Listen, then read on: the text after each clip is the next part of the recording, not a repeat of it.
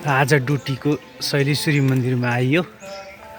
रमाइलो रहेछ, शान्त वातावरण, पहाडको टुप्पामा गजब रहेछ ल।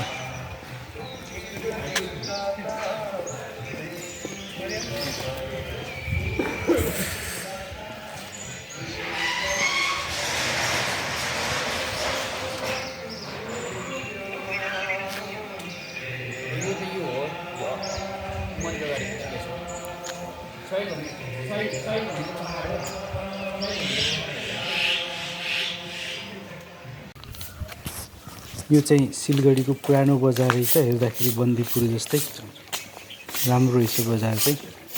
पुराना पुराना घरहरू एकचोटि चाहिँ हेर्नै पर्ने थालेछ। एकदम पुरानो पुरानो घरहरू ढुङ्गाले बनेको। पहिलाको त्यो बजार ठुलै रहेछ, सबै चाहिँ किनमेल गर्ने ठाउँ नै रहेछ। पछि दिपायलमा बजार सरेपछि यो बजार चाहिँ लगभग सुनसान भएर अहिले मान्छेहरूको चाहिँ रेसिडेन्स जस्तो भएर बसिरहेको रहेछ।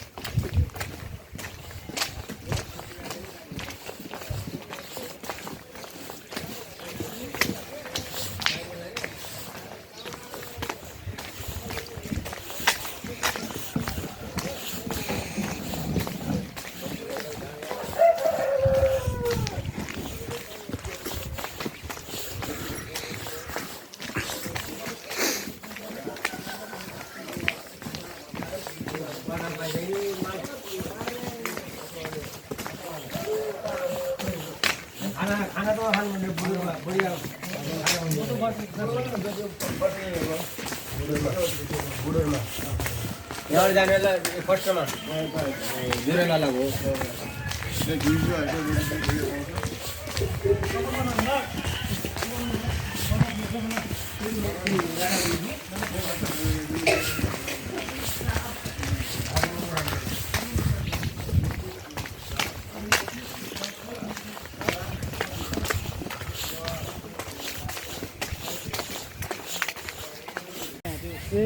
यो चाहिँ माथि सिलगढीबाट टिपायल झर्दाखेरि यस्तो राम्रो सिन देख्थ्यो। बादलको तल टिपायलको बजार छ, व्हाइट लेक, कुनै बादलको चाहिँ ताल देखिँदो रहेछ। यता मर्का नपुग्यो भने यता दुकानमा नै उता जाने उता दुकान हैन सर।